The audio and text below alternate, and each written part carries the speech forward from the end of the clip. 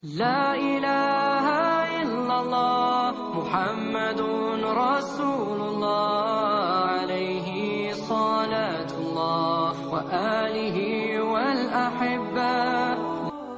Assalamualaikum warahmatullahi wabarakatuh.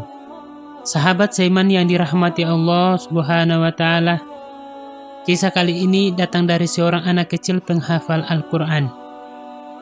Dia seorang hafizul Al-Quran, bukan hanya seorang bocah yang hafal ayat-ayat Allah Subhanahu wa Ta'ala, namun juga karena memiliki kisah hidup yang memilukan, mengiris hati dan membuat banyak orang ibah terhadapnya. Hingga tak sedikit yang meneteskan air mata mendengar kisahnya, maupun mendengarkan lantunan ayat-ayat suci Al-Quran yang merdu yang keluar dari bibirnya. Siapakah bocah penjaga wahyu Allah Subhanahu wa Ta'ala tersebut? Nama anak ini adalah Baro'ah, bocah perempuan berusia 10 tahun. Kedua orang tuanya berkebangsaan Mesir. Ayahnya seorang dokter dan ibunya hanya seorang ibu rumah tangga. Kisahnya dimulai dari kampung halamannya di Mesir yang serba kekurangan.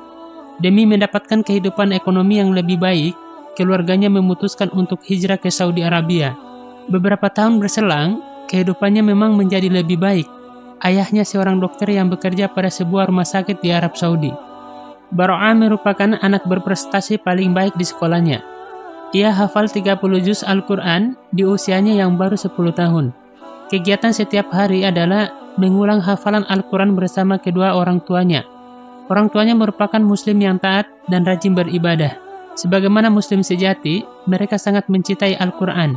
Setiap hari, keluarga ini tidak henti membaca dan menghafalkan Al-Quran.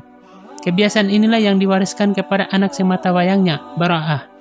Ujian dan cobaan hidup keluarga pencinta Al-Quran ini pun menghadang di depan mata. Kisah pilu gadis belia itu dimulai saat suatu hari ibunya merasa sakit di kepalanya. Ayahnya yang seorang dokter kemudian memeriksakannya dan hasil diagnosis menyatakan bahwa ibunya menderita kanker otak. Ibunya diharuskan menjalani perawatan di rumah sakit. Sang ibu memberitahu Baro'ah tentang penyakitnya itu. Ibunda berwasiat kepada anak perempuannya itu agar selalu rajin mengulangi hafalan Al-Qurannya. Ibunya berpesan kepada Baro'ah, "Baro'ah, ajalku sudah dekat. Aku ingin sebelum aku meninggal, kamu selalu membaca Al-Quran dan menghafalkannya setiap hari, sebab ia akan menjadi pelindungmu kelak." Baro'ah termasuk anak yang solihah. Ia menuruti perkataan ibunya dengan baik, meskipun tidak sepenuhnya mengerti kapan ibunya tersebut akan pergi untuk selamanya. Namun, sejak itulah, kehidupan ceria gadis ini mulai berubah.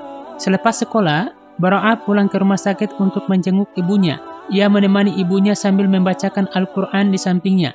Baro'ah melakukan itu setiap hari selama ibunya dirawat di rumah sakit. Kebiasaan ini menjadi rutinitas setiap harinya sehingga mengundang kekaguman orang-orang yang melihat, menjenguk, dan mendengarkannya. Bukan hanya karena kesetiaan dan kecintaan Baro'ah kepada ibunya, namun juga karena bacaannya yang bagus dan fasih, merdu, seolah-olah menggambarkan kegalauan hatinya. Bahkan orang-orang di sekitarnya kerap hanyut dalam tangisan yang menyesakkan dengan kefasihan bacaannya. Ketika ibunya dalam keadaan kritis, pihak rumah sakit menelpon ayahnya dan menggambarkan kondisi ibunya. Maka tak menunggu waktu lama, sang ayah bergegas menjemput Baro'ah dari sekolah untuk bersama-sama pergi ke rumah sakit. Selang beberapa kemudian, sampailah mereka ke rumah sakit tempat ibunya dirawat. Sesaat kemudian, ayahnya turun dari mobil hendak melihat keadaan istrinya. Sementara Baro'ah ditinggalkan sendirian di dalam mobil. Ayahnya berpikir ia hanya akan sebentar untuk melihat dan memastikan kondisi istrinya tersebut. Ditinggalkannya Baro'ah di dalam mobil sebenarnya sebuah firasat untuk kejadian akan datang yang tidak diketahui olehnya. Yang pertama, kalaupun ibunya kritis dan sudah menghembuskan nafas terakhir, Baro'ah tidak akan syok melihatnya secara langsung. Hal ini dihindari oleh ayah Baro'ah karena khawatir terhadap kejiwaan anaknya terganggu. Yang kedua, merupakan sebuah kehendak Allah Subhanahu wa Ta'ala karena kejadian setelahnya membuat sang ayah memejamkan mata selama-lamanya. Dan inilah takdir yang memilukan yang dialami oleh Baro'ah. Tiba-tiba, sebuah mobil dengan kecepatan tinggi menyambar tubuh sang ayah ketika hendak menyeberang jalan ke rumah sakit tersebut. Tragis bagi Baro'ah, ayah meninggal seketika dalam tatapan matanya. Seketika itu pula, ia menjadi yatim dan mengalami kesedihan yang mendalam. Akan tetapi, ujian berupa tragedi itu belum selesai sampai di sini. Bara'ah termasuk gadis yang sangat tegar dan tahu cara bersikap kepada orang tuanya. Dengan memendam kesedihan yang mendalam, ia menyembunyikan kematian sang ayah dari ibunya yang masih terbaring opname di rumah sakit. Sahabat seiman yang dirahmati Allah, bayangkan bocah sekecil itu sudah mampu menahan, memendam, dan menyembunyikan sebuah kesedihan yang orang lain atau orang dewasa pun tak mampu untuk melakukannya. Bara'ah juga harus menerima kenyataan lebih sakit lagi. Setelah 5 hari semenjak kematian ayahnya, akhirnya ibu Bara'ah meninggal dunia. Tinggallah kini anak penjaga wahyu ini yatim piatu. Kedua orang tuanya telah pergi meninggalkan dirinya selama-lamanya. Tinggallah anak ini dengan kemalangan, namun tetap sabar, tegar, dan ikhlas karena Al-Quran sudah siap di dalam hatinya. Kini, gadis kecil tersebut sendirian tanpa orang tua. Teman-teman sekolah Bara'ah memutuskan untuk mencarikan kerabatnya di Mesir, sehingga kerabatnya bisa merawatnya. Tak berapa lama tinggal di Mesir, gadis kecil Bara'ah mulai mengalami nyeri mirip dengan ibunya. Keluarga yang mengasuhnya pun akhirnya memeriksakannya. Sungguh, ujian yang ditimpa oleh gadis kecil ini sangat hebat. Setelah beberapa kali dilakukan tes, didapati bahwa Bara'ah juga mengidap kanker. Keluarga tersebut kemudian memberitahu Bara'ah. Akan tetapi, sungguh mencengangkan kala itu jawaban dari Bara'ah. Alhamdulillah, sekarang aku akan bertemu dengan kedua orang tuaku.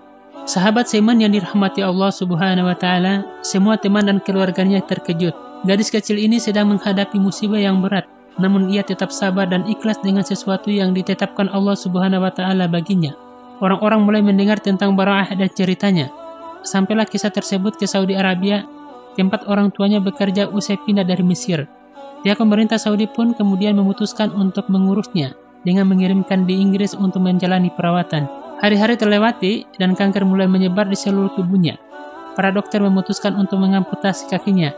Namun Bara'ah tetap bersabar dengan sesuatu yang ditetapkan oleh Allah Subhanahu wa Ta'ala atasnya. Beberapa hari setelah operasi amputasi kakinya, kanker tersebut menyebar ke otaknya. Lalu dokter memutuskan untuk melakukan operasi otak. Mudah-mudahan Allah Subhanahu wa Ta'ala memberikan pahala yang berlipat ganda atas ketabahan hati anak yatim piatu ini. Demikianlah kisah Bara'ah. Semoga kita mengambil hikmah dari kisah bocah kecil ini.